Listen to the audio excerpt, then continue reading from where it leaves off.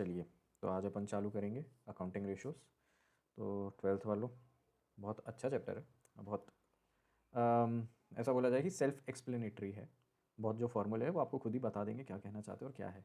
तो पहले तो अपन थोड़ी थ्योरी देख लें कि अकाउंटिंग रेशियोज़ में क्या है और क्या मीनिंग है उसका। तो पहले ही जैसे पहले भी अपन ने देखा हुआ है कि नंबर, जब दो नंबर अपन को डिराइव करने रहते हैं, दो नंबर जैसे डिराइव हुए रहते हैं तो उनको डिवाइड करके या मल्टीप्लाई करके या कुछ ऐसा करके इन टाइम्स या इन रेशियोज ऐसा निकाला जाता है। इट्स अ कंपेरेटिव फॉर्म कि सेल्स बढ़ी तो प्रॉफिट कितना हुआ, प्रॉफिट बढ़ा तो अपने को शेयर होल्डर को कितना मिला, उसको डिविडेंड बोलेंगे। तो डिविडेंड बढ़ा तो अर्निंग अर्निंग कितनी हुई, उसको अर्निंग से कंपेयर करेंगे। अगर सेल्स बढ़ गई है तो अर्निंग टू शेयर होल्डर कितना हुआ, पर शेयर होल्डर को कितना मिला। अगर एसेट बढ़ा है तो लाइबिलिटी कितना बढ़ा, यानी डबल इम्पैक्ट क्या है उसका, क्या इसके बढ़ने से इसके कम होने से कहाँ क्या फ़र्क पड़ रहा है। ये एक रेशियोज़ का काम रहता है यूजुअली। तो ऑब्जेक्टिव यही है, to know the area of business which needs more attention, कि किस एरिया में आपको ज़्यादा अटेंशन चाहिए। फिर एक और उसका क्या रहेगा ऑब्जेक्टिव कि to know about the potential area which improve किस में करना है। To provide deeper analysis of profitability, liquidity, solvency, ये भी एक मेन है कि इसमें किस में अपन को क्या अभी कर सकते हैं। To provide information on cross sectional analysis comparing the performance with the best industry standard, क्या इंडस्ट्री का स्टैंडर्ड क्या चल रहा है और अपना क्या चल रहा है।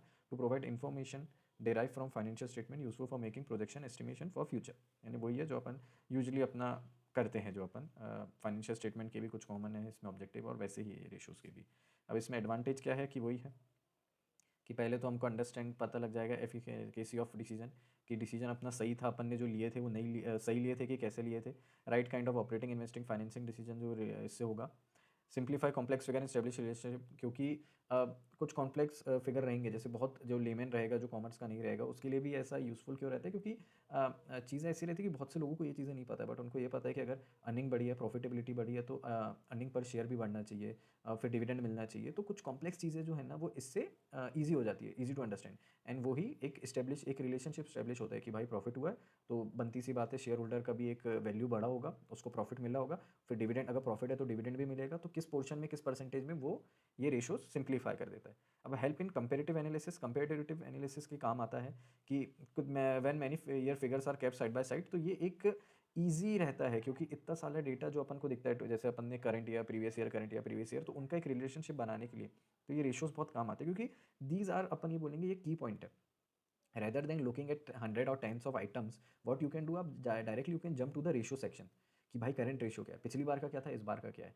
प्रॉफिट रेशियो क्या है, पिछली बार का क्या था, इस बार का क्या है। तो it easy to understand, easy to compare it. Okay, identification of problem area, जैसे अपन ने पहले भी पढ़े।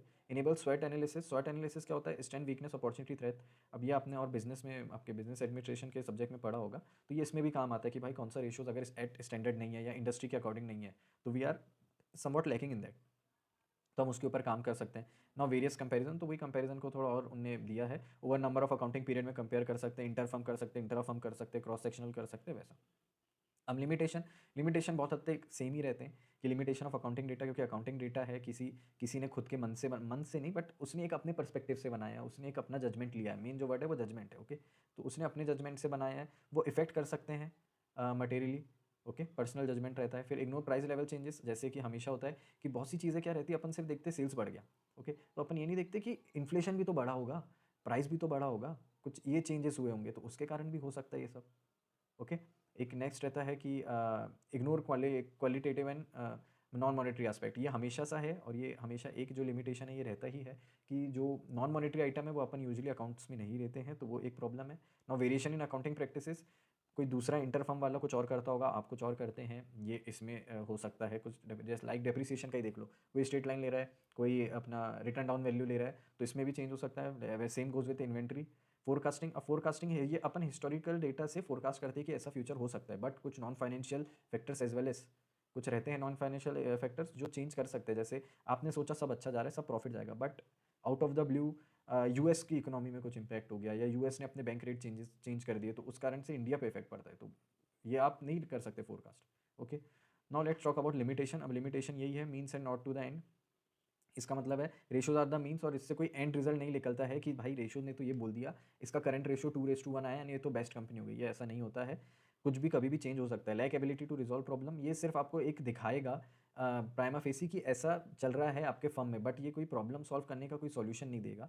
लैक ऑफ स्टैंडर्डाइज डेफिनेशन, कोई स्टैंडर्डाइज डेफिनेशंस नहीं है कि इतना ही होना चाहिए। कहीं कहीं बता लिखा हुआ है कि जैसे अब 2:1 होना चाहिए अपना करंट रेशो, 1:1 होना चाहिए अपना लिक्विड रेशो, बट ज़्यादा भी हो सकता है, अच्छा कम भी हो सकता है, कोई इंडस्ट्री का ऐसा स्टैंडर्डाइज नहीं है। Okay, lack of universally accepted standard level, same जैसे कि मैंने बोला। Ratios based on unrelated figures, ratio calculated for unrelated figure would essentially being a meaningless exercise, यानी कुछ कुछ रेशियोज रहते हैं, बट यूजुअली जो रेशियोज रहते हैं वो काम की ही रहते हैं। कुछ चीज़ें रहती है जिसमें आप ये क्यों हुआ, इसको अपन ने इससे कंपेयर क्यों करें, ये कुछ काम नहीं आता, ये कुछ ऐसा कुछ फिगर्स रहते हैं, but usually they are related. हम क्यों निकाल रहे हैं वो एक डेफिनेशन रहता है। अब टाइप ऑफ रेशियोज, एक ट्रेडिशनल क्लासिफिकेशन दिया, एक फंक्शनल क्लासिफिकेशन दिया। ओके, अब इसमें क्या होता है टाइप ऑफ रेशियो में, आप ये देख सकते हैं कैसे क्लासीफाई होगा। एक प्रॉफिट एंड लॉस रेशो के, जिसमें प्रॉफिट एंड लॉस के ही आइटम कंपेयर किए जाएंगे एक दूसरे से, जैसे नेट प्रॉफिट रेशो होता है कि अपन ने टोटल रेवेन्यू और नेट प्रॉफिट को आप कंपेयर कर सकते हैं। एक बैलेंस शीट रेशो होता है, बैलेंस शीट रेशो यानी बैलेंस शीट आइटम कंपेयर किए जाते हैं, लाइक एसेट टू डेट वाला या डेट टू एसेट वाला। ओके, एक होता है कंपोजिट रेशो, जिसमें क्या होगा कि दोनों के फिगर आइदर डिनोमिनेटर या न्यूमरेटर आपका रह सकता है पीएनएल से या बैलेंस शीट से, और सेम गोज विद अदरवाइज, दोनों के मिक्स रहेंगे। ओके, तो अपन पहले जाते हैं जो मेन अपने जो कवर है, एक लिक्विडिटी रेशो है, एक सॉल्वेंसी रेशो है, उसके बाद टर्नओवर रेशो है नीचे, ओके, एंड प्रॉफिटेबिलिटी रेशो है। ठीक है, अब इसमें अपन सबसे पहले लिक्विडिटी रेशो देखेंगे। तो लिक्विडिटी रेशो क्या होता है कि लिक्विडिटी रेशो में ये डिराइव करना रहता है कि शॉर्ट टर्म ऑब्लिगेशन हम जो है वो मीट कर पा रहे हैं कि नहीं। ओके, उसमें आप करंट ऑब्लिगेशन आप अभी जो आपके हैं वो आप मीट कर पाएंगे कि नहीं, मीन्स 12 मंथ जो रहता है उसमें जो सबसे बेस्ट वाला है वो करंट रेशो। करंट रेशो का फॉर्मूला होता है current asset divided by current liability. Current asset में जैसे कि आपने देखा हुआ है बैलेंस शीट में क्या क्या आता है, तो कैश एंड कैश इक्विवेलेंट आता है, करंट इन्वेस्टमेंट, इन्वेंट्री आ जाती है, ट्रेड रिसीवेबल आ जाता है, इसमें डेटर बिल्स रिसीवेबल दोनों इंक्लूड है, short term loans and advances और अदर करंट एसेट, ये सब हो जाते हैं उसमें। Prepaid expenses, advance tax, accrued income, जो भी करंट एसेट में जितने आइटम है वो सब। Same goes with current liability, जो जो है आइटम वो उसका स्टैंडर्डाइज क्या दिया हुआ है, 1:2 दिया हुआ है। और इसका सिग्निफिकेंस ये है कि आपके करंट एसेट आपके पास इतने सफिशिएंट है कि नहीं to meet your current liabilities. अगर वो नहीं रहेंगे तो business is in a question mark. Question mark में क्योंकि भाई आप करंट लायबिलिटी मीट नहीं कर पा रहे हो, तो आप लॉन्ग टर्म की तो सोच ही नहीं पाओगे ना, आपको करंट लायबिलिटी तो आपकी मीट करना रहेगा, दैट्स वाई। अब आता है क्विक और liquid ratio. Quick ratio means ये और क्विकर है, मीन्स और quicker than current ratio. Current ratio तो भी अपना देखता है कि 12 मंथ या पूरा एक जो आपका ऑपरेटिंग साइकिल है, बट ये और क्विक है। तो क्विक से अपन को क्या याद रखना चाहिए कि जो चीज़ें easily turn into cash. Okay, cash and cash equivalent हो सकता है, बैंक ओवरड्राफ्ट हो सकता है, आपका मार्केटेबल सिक्योरिटी हो सकती है, बट इसमें आप इन्वेंट्री नहीं ले सकते, प्रीपेड एक्सपेंसेस नहीं ले सकते। क्यों? क्योंकि ये इजीली कैश में कन्वर्ट नहीं हो सकता। आप इन्वेंट्री आज निकाले आज ही बिक गई, ये पॉसिबल नहीं है। ओके, इसलिए इसलिए इसमें ये आइटम होंगे जो इजीली तुरंत जो कैश में कन्वर्ट हो जाए। तो इसमें ये लिखा हुआ है quick ratio, all assets other than we exclude inventory at the end and other current assets such as prepaid expenses, advance tax, ये सब कैश में इजीली कन्वर्ट नहीं हो सकते, दैट्स वाई। तो इसका फॉर्मूला क्या है, quick assets by current liabilities. Okay, asset, इसको एसेट टेस्ट रेशो भी बोलते हैं और इसको क्विक रेशो भी बोलते हैं। और इसका जो सिग्निफिकेंस है वो यही है कि ये बिल्कुल जो तुरंत जो कैश में कन्वर्ट हो सकता है। The ratio provide measure of capacity of business to meet a short term liability without any flaw. Okay, जो बिल्कुल short term, near short term वाली, और इसका स्टैंडर्ड रेशो 1:1 है। ओके, और low ratio will be very risky कि आप बिल्कुल अपने जो करंट जो अभी आने ही वाले हैं नियर ऑब्लिगेशन आप वो भी फुलफिल नहीं कर पा रहे हो, दैट्स वाई द लोअर जो रहेगा वो रिस्क रहेगा। इसके बाद अपना जो आएगा वो आएगा सॉल्वेंसी रेशो। अब सॉल्वेंसी रेशो क्या करता है कि सॉल्वेंसी रेशो जो है ये आपको बताएगा कि आप अपने पीरियडिक पेमेंट ऑफ इंटरेस्ट कर पाएंगे कि नहीं। मेजरली जो ये रेशो किस काम आता है, जो आपके डेथ ली हुई है, ओके, जो आपके लोन्स लिए हुए हैं, आप उनको फुलफिल कर पाओगे कि नहीं, वो एक्सटर्नल ऑब्लिगेशन आप फुलफिल कर पाओगे कि नहीं, वो भी लॉन्ग टर्म के, not short term. Short term अपन ने देख लिया, ये लॉन्ग टर्म रहता है। ओके, अब इसमें आपको क्या है, debt to equity, okay, debt to capital employed, proprietary ratio, total asset to debt और इंटरेस्ट कवरेज रेशो। जैसे कि मैंने आपको बोला था जो रेशोज के नाम है, जो क्वेश्चन पूछे जाएंगे वो सेल्फ एक्सप्लेनेटरी है। डेट इक्विटी अपने को पता है, डेट बाय इक्विटी होने वाला है, ठीक है। Debt to capital, debt by capital होगा। प्रोप्राइटरी रेशो आपको समझना पड़ेगा, वो भी ईजी है क्या है उसमें। टोटल एसेट बाय डेट वही। इंटरेस्ट कवरेज रेशो भी एक नाम से क्लैरिफाई नहीं हो रहा है, बट जैसे आप देखोगे तो आप समझ जाओगे कि हाँ ये हो रहा था। नॉट डेट टू इक्विटी, जैसे कि मैंने बोला long term debt upon share holder fund. Okay, long term date अपने लोन्स और जो भी आएंगे आपके लॉन्ग टर्म वाले। अब शेयर होल्डर फंड में क्या आता है, एक तो शेयर कैपिटल आएगा, रिजर्व एंड सरप्लस आएगा, ये दो चीज़ें तो आनी है, ये हर बैलेंस शीट में मौजूद रहती है। दूसरा money received against share warrant, अगर है तो ऐड करो। तीसरा share application money pending allotment, ये अगर बैलेंस शीट में तो ऐड करो, ठीक है। नहीं तो, और फिर अब शेयर कैपिटल में क्या, शेयर कैपिटल में आपकी दोनों इक्विटी प्रेफरेंस दोनों आएगी, ठीक है। और शेयर होल्डर फंड, अदर आपका फॉर्मूला क्या हो सकता है, non current asset plus working capital current asset minus current liability, okay. ये होगा non current assets plus working capital minus non current liability. तो आपका इससे भी शेयर होल्डर फंड्स निकल सकता है, ओके, इक्विटी वाला, ठीक है। अब इसका सिग्निफिकेंस क्या है? This ratio measure the degree of indebtedness of an enterprise and give an idea to long term lender regarding extent of security at the debt. अब इसमें क्या है कि इसमें ये देखा जाता है कि कंपनी ने खुद का पैसा कितना लगाया है और उसके अगेंस्ट में कंपनी ने ऑलरेडी लोन कितना लेके रखा है। अगर कंपनी का बहुत ज़्यादा लोन लेके रखा होगा और उनका खुद का पैसा बहुत कम होगा तो ये रेशियो बहुत हाई होगा, ओके। तो ये वैसा है। तो जब नया कोई लेंडर या कोई बैंक या कोई और इंस्टीट्यूशन जब लोन देने को देखता है ना, तो ये एक इवन जो इन्वेस्टर है वो एक इनका बहुत ही मेन फोकस वाला रहता है कि भाई कंपनी खुद के पैसे से चल रही है कि नहीं चल रही है। मेन क्या रहता है इन्वेस्टर का, कोई भी खुद का पैसा है तो एक डर है कि भाई यार मैंने पैसा, जैसे आप भी अगर कहीं किसी में पैसा लगाते हैं तो आपको भी एक डर बना रहता है मेरा पैसा है तो मैं पूरा जी जान लगा दूंगा। वैसे ही इसमें देखा जाता है कि कंपनी ने खुद का पैसा लगाया कि नहीं या सिर्फ लोन से ही चल रही है। तो इसका ये रहता है जो एंड रिजल्ट और इसका जो सिग्निफिकेंस। नेक्स्ट इसमें रहेगा आपका, just a second, debt to capital employed ratio. जैसे ये भी सेल्फ एक्सप्लेनेटरी है, डेट आपको पता ही है कौन सा अपने को लेना है, ओके, लॉन्ग टर्म डेट। उसके बाद कैपिटल एम्प्लॉयड। अब कैपिटल एम्प्लॉयड में क्या आता है? Capital employed is equal to the long term debt plus share holder fund, okay. Share holder fund जो अपन ने ऊपर कैलकुलेट करे थे वो, तो इसमें लॉन्ग टर्म डेट भी हो जाएगा और शेयर होल्डर फंड भी हो जाएगा। इसके अल्टरनेटिव है कि आप नेट एसेट भी ले सकते हैं। अब नेट एसेट्स क्या होगा कि net asset which is equal to total assets minus current liability, okay. Total assets minus current liability net assets होगा। तो आप long term debt upon net asset भी कर सकते हैं या तो long term debt upon capital employed भी कर सकते हैं। अब इसका सिग्निफिकेंस क्या है? Like debt to equity ratio it show proportion of long term debts and capital employed. कि कैपिटल एम्प्लॉयड क्या होता है यूजुअली कि बिजनेस, मैंने इतना पैसा खुद का लगाया, इतना पैसा मैंने बाहर से लिया, ठीक है, तो ये मैंने पूरा पैसा बिजनेस में लगा दिया। तो बिजनेस में ये पैसा लगाना है तो लॉन्ग टर्म डेट का जो पूरा बिजनेस में 100 रुपये लगा है, मानो कि 70 मेरा था, है ना, 30 मैंने बाहर से लिया, लोन डेट बोल सकते हैं आप इसको, ओके। तो अब इसमें से ये 100 रुपीज़ हो गया, तो जो 30 लोन है 30/100 यानी 30% मैंने बाहर से लगाया है। पूरा टोटल बिजनेस में पैसा लगा हुआ है, इसमें अपनी और बाहर की बात नहीं हो रही है। जैसे डेट टू इक्विटी में हो रहा था कि भाई मैंने मेरा पैसा कितना लगाया, उसमें ऐसा है कि टोटल बिजनेस में कितना लगा और उसमें से लोन कितना लिया होगा, ये इसका सिग्निफिकेंस है, ओके। अब same goes with proprietary ratio. Proprietary ratio से क्या होता है कि अपना, प्रोप्राइटरी यानी अपना, तो इसमें यह है कि ये इसका अपोजिट है, ओके। ये इसका अपोजिट है, कौन सा भी? डेट टू कैपिटल का अपोजिट है कि इसमें मेरा पैसा कितना लगा हुआ है टोटल पैसे में से, इसमें मैंने पैसा कितना लगाया, share holder fund upon capital employed. Capital employed जैसे अपन ने अभी पहले देखे, long term borrowing plus share holder fund, तो शेयर होल्डर का कितना फंड लगा है, ये इसका अपोजिट है। माइनस भी कर सकते हो आप दोनों का, यानी टोटल जो रेशियो होगा दोनों का, उसमें से एक को माइनस करोगे तो दूसरा निकल जाएगा, समझे। Not total asset to debt, ये तो सेल्फ एक्सप्लेनेटरी है कि भाई टोटल एसेट अपॉन डेट कितना है, लॉन्ग टोटल एसेट, यानी टोटल एसेट हो गया ये पूरा करंट और long term, fixed plus current और लॉन्ग टर्म डेट, ओके। अब इसका सिग्निफिकेंस क्या है कि indicate the rate of external fund in financing the asset and extent of coverage और there are covered by the asset. अब दो चीज़ है, अब आपने मशीन लिया या लैंड लिया, तो आपने वो लैंड मशीनरी, ये आपको फॉर्मूले से ये समझ आएगा कि वो लैंड मशीनरी कितने परसेंटेज ऑफ लोन से ली गई है या खुद के पैसे से ली गई है। और अगर नहीं भी ली है तो जो पूरा आपने डेट लिया है तो आपके पास इतना एसेट है कि आप इन फ्यूचर अगर कभी लिक्विडेशन हुआ तो आप ये अपने पैसे से, पूरा एसेट से आप अपना पूरा मॉर्गेज या पूरा अपना आपका लोन आप फुलफिल कर सकते हैं, ओके। जो लॉन्ग टर्म लाइबिलिटी है तो वो फुलफिल कर सकते हैं कि नहीं, इसका एक ये रहता है मोटिव। ना इंटरेस्ट कवरेज रेशियो, तो इंटरेस्ट कवरेज रेशियो क्या होता है कि net profit before interest and tax, okay, upon interest on long term date.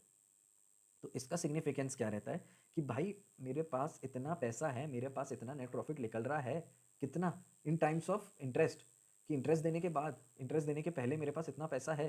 जैसे अगर मेरा 10 रुपये इंटरेस्ट है, ओके, और 100 रुपये मेरा नेट प्रॉफिट बिफोर टैक्स आ रहा है, तो मेरे पास 10 टाइम्स है इंटरेस्ट का, 10 टाइम्स मेरे पास निकल रहा है, यानी मेरे पास इनफ है। तो higher ratios ensure safety of interest on date.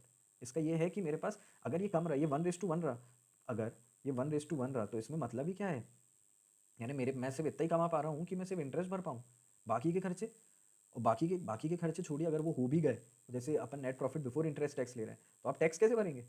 पूरे इंटरेस्ट में गया तो टैक्स आपके पास फिर लगेगा नहीं टैक्स, ओके। लेकिन शेयर होल्डर को क्या जाएगा? कुछ नहीं जाएगा, ना डिविडेंड ना कुछ। तो ये इसलिए भी है, उनकी कुछ इनकम ही नहीं होगी। फिर एक्टिविटी और टर्नओवर रेशो, अब ये आया नेक्स्ट, एक्टिविटी और टर्नओवर रेशो। ये यूजुअली क्या करता है, जो आपकी खुद का जो बिजनेस का एक्टिविटीज़ है, जो बिजनेस का डे टू डे फंक्शंस है, तो ये उसमें हेल्प करता है आपको निकालने के लिए। तो इसमें पहले इन्वेंट्री टर्नओवर रेशो है।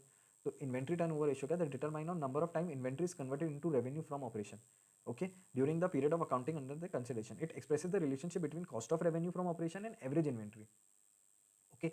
यानी कितना number of time inventory convert हो रहा है, इनटू रेवेन्यू फ्रॉम ऑपरेशन के लिए। ओके, तो अब इसका क्या फॉर्मूला है इन्वेंट्री टर्नओवर का? Cost of revenue from operation, cost of revenue from operation, ये याद रखना, रेवेन्यू, कॉस्ट ऑफ रेवेन्यू, ठीक है, अपॉन एवरेज इन्वेंट्री। तो एवरेज इन्वेंट्री क्या रहेगा? ओपनिंग प्लस क्लोजिंग बाय 2, ठीक है, जो अर्थमेटिक अपन एवरेज निकालते हैं, ओपनिंग प्लस क्लोजिंग बाय 2, ये इसका रहेगा एवरेज। और cost of revenue from operation रहेगा अपना, ठीक है, सेल्स नहीं ले रहा है वो, रेवेन्यू नहीं ले रहा है, कॉस्ट ऑफ रेवेन्यू, ठीक है। अब it study the frequency of conversion of inventory of finish goods into revenue from operation. जैसे मैंने ऊपर बोला, it is also a measure of liquidity, determine how many times inventory is purchase और replace during the year. Mean कितने time inventory purchase हुआ during the year, या कितने time cell हुआ, और ये फिर चेंज हुआ आपके रेवेन्यू में। ओके, अब लो टर्नओवर ऑफ इन्वेंट्री में be due to a bad buying, obsolete inventory, यानी इन्वेंट्री बहुत पड़ा हुआ है, इसलिए आपका जो नीचे नीचे डिनोमिनेटर बहुत बढ़ रहा है, तो ऊपर आपका न्यूमरेटर अपने आप कम होता जाएगा। जैसे कि ये 100/10 है, तो ये अभी 10 आ गया, बट ये ही अगर 100/20 हो गया, ओके, 100/20 हो गया, तो ये तो 5 हो जाएगा। अगर इसको अपन ने 20 कर दिए, तो ये तो 5 हो जाएगा। यानी आपके पास यहाँ इन्वेंट्री ज़्यादा पड़ी हुई थी, या तो वो सेल नहीं हुई, या तो आपने बहुत ज़्यादा खरीद लिया, या आपका ऑब्सोलीट हो रहा है वो। और high turnover is good, it must be carefully interpreted, it may be due to bad buying in small lot, या तो आप कम खरीद रहे हैं, कम आपके पास इन्वेंट्री मेंटेन हो रहा है, तो उससे आपका क्या है, आपकी अपॉर्चुनिटी मिस हो रही है कि आप और सेल कर सकते हैं, बट आपके पास उतना इन्वेंट्री नहीं है, दैट्स वाई। ओके, नेक्स्ट इसमें आएगा इन्वेंट्री टर्नओवर के बाद ट्रेड रिसीवेबल टर्नओवर रेशो। तो ट्रेड रिसीवेबल टर्नओवर रेशो, इसमें भी वही है, ट्रेड अपना net credit revenue from operation upon average trade receivable. अब एवरेज ट्रेड रिसीवेबल वही ओपनिंग क्लोजिंग बाय 2, ठीक है। अब ओपनिंग डेटर और बिल रिसीवेबल दोनों आएगा। Net credit revenue from operation, net credit revenue, क्योंकि अपन क्या निकाल रहे हैं, ट्रेड रिसीवेबल, यानी अपने को क्रेडिट रेवेन्यू ही देखना है, तो net credit revenue from operation upon ये एवरेज। अब जो इसका टर्नओवर रेशियो निकलेगा ना, तो ये क्या निकलता है significant, the liquidity of position of firm depend upon the speed of which trade receivable realise. ये क्यों निकालते हैं कि भाई हमारा जो रेवेन्यू का जो क्रेडिट रेवेन्यू है वो कितने दिन में कन्वर्ट हो रहा है, कितने टाइम में कन्वर्ट हो रहा है ये रेशियो कैश में।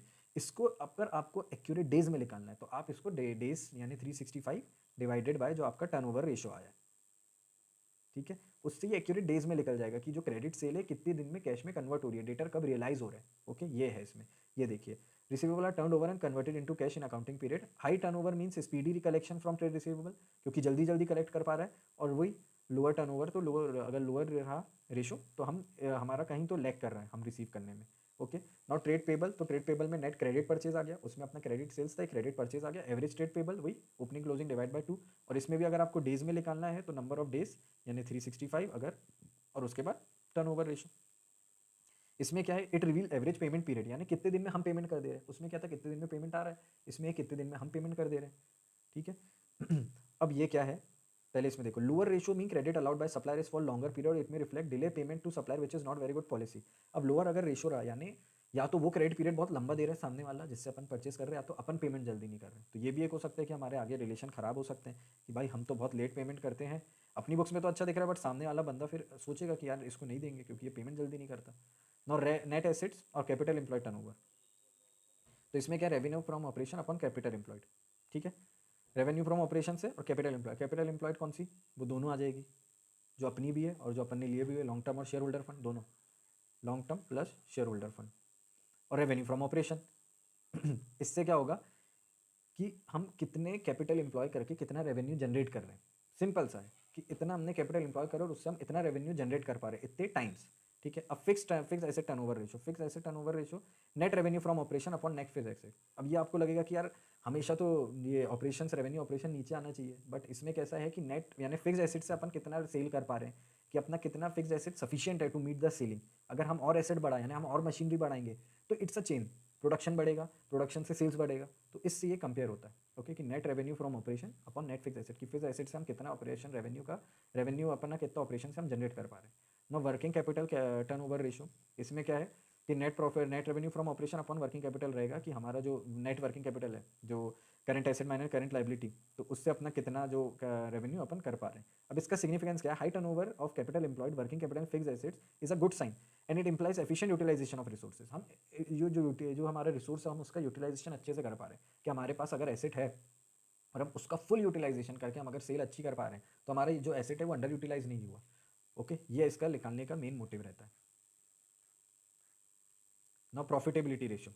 अब प्रॉफिटेबिलिटी रेशियो जैसे नाम से ही समझ आ जाएगा कि हमको प्रॉफिटेबिलिटी कितना हम निकाल पा रहे हैं। तो ग्रॉस प्रॉफिट रेशियो सबसे बेस्ट, सबका पसंदीदा, gross profit upon net revenue into 100, ये परसेंटेज में लिख लेगा। इट इंडिकेट ग्रॉस मार्जिन, क्योंकि ये gross margin on product sold, ये डायरेक्ट एक्सपेंसेस वाला रहता है, इसलिए it also indicate the margin available to cover operating expenses, क्योंकि वो आगे आएंगे, नॉन ऑपरेटिंग एक्सपेंसेस वो भी आगे आएंगे। तो ये ग्रॉस वाला जो रहता है वो मेन डायरेक्ट एक्सपेंसेस कवर करता है, ग्रॉस प्रॉफिट। इसके बाद आएगा नेट ऑपरेटिंग रेशियो। अब ऑपरेटिंग रेशियो अगर आपको सिंपल लैंग्वेज में देखना है तो ऑपरेटिंग प्रॉफिट अपॉन, ये दिया हुआ है operating profit upon revenue from operation, ठीक है, ये एक सिंपल है। बट इसका जो एक और फॉर्मूला है वो है कि cost of revenue from operation plus operating expense upon net revenue from operation, ठीक है। अब cost of revenue from operation plus operating expense, ठीक है, ये पूरा मिलाएंगे तो ये इसको डिवाइड करेंगे अपन नेट रेवेन्यू फ्रॉम ऑपरेशन से, तो ये आएगा अपना ऑपरेटिंग रेशो, ठीक है। अब ऑपरेटिंग एक्सपेंसेस क्या होगा, ऑफिस एक्सपेंस रहेगा, administrative, selling expense, distribution, depreciation, ये सब इंक्लूड रहेंगे इसमें। और cost of revenue from operation वो आप इसको ऐड करेंगे, ठीक है। Now cost of operations determined by excluding non-profit in non-operating incomes and expense such as loss on sale of asset, interest paid, dividend paid। ये ऐसा है कि सिर्फ अपन को ऑपरेटिंग वाली ही चाहिए, जो अदर या जो नॉन ऑपरेटिंग है वो अपन हटा देंगे। और operating profit ratio 100 minus operating ratio, तो ये आ जाता है, ओके। वेयर इज ये वाला एक और revenue from operation minus operating cost, ये ऑपरेटिंग प्रॉफिट जो अपन ने निकाला था ना वो ऐसा निकाला था, रेवेन्यू फ्रॉम ऑपरेशन से इससे ऑपरेटिंग कॉस्ट माइनस करेंगे तो ऑपरेटिंग प्रॉफिट आएगा, जो सिंपल जैसे ग्रॉस प्रॉफिट भी निकालते हैं, नेट प्रॉफिट भी निकालते हैं, वैसे भी। अब नेक्स्ट अपना नेट प्रॉफिट का आ जाएगा, नेट प्रॉफिट रेशियो, वही net profit upon revenue from operation, इसमें पूरे जो अदर एक्सपेंसेस है वो माइनस हो जाते हैं, तो इसमें क्या इसका सिग्निफिकेंस रहता है कि हम नेट प्रॉफिट कितना बचा, okay, after deducting all the expenses net profit आपका कितना बचा, जो इन्वेस्टर पॉइंट ऑफ व्यू से बहुत मेन रहता है, ठीक है। क्योंकि यूजुअली क्या होता है, कभी कभी जो मैक्सिमम टाइम यही होता है कि ग्रॉस प्रॉफिट का रेशो तो हाई रहता है, बट नेट प्रॉफिट में इतने एक्सपेंसेस आ जाते हैं कि नेट प्रॉफिट बचता ही नहीं है, तो ये रेशो बहुत कम हो जाता है, या तो ये रहता ही नहीं, या तो बचता ही नहीं है, या तो फिर बहुत कम दिखता है, इस कारण से। नो रिटर्न ऑन कैपिटल, ये भी सेल्फ एक्सप्लेनेटरी है। हमको कितना profit before income before interest and tax मिला, जितना हमने कैपिटल एम्प्लॉय करे, सिंपल, मैंने इतना पैसा लगाया, अब मेरे को इससे कितना प्रॉफिट जनरेट हुआ ये भी तो निकालना पड़ेगा ना। तो ये भी बहुत मेन है कि भाई इतना सारा पैसा लगाने के बाद आपके पास इतना ही प्रॉफिट बचा है तो कुछ तो प्रॉब्लम है, आपके एक्सपेंसेस ज़्यादा, आपको कम करने पड़ेंगे, कुछ करना पड़ेगा आपको। तो ये इसलिए इसका सिग्निफिकेंस ये है कि इतना पैसा लगाने के बाद कितना होना चाहिए। Same goes with return on share holder fund, okay, कि शेयर होल्डर ने इतना पैसा लगाया था, उसको प्रॉफिट आफ्टर टैक्स कितना दिख रहा है, क्योंकि शेयर होल्डर को तो मतलब रहेगा आफ्टर टैक्स के सब कुछ कटने के बाद उसके हाथ में कितना आने वाला है, उसको इससे मतलब रहेगा।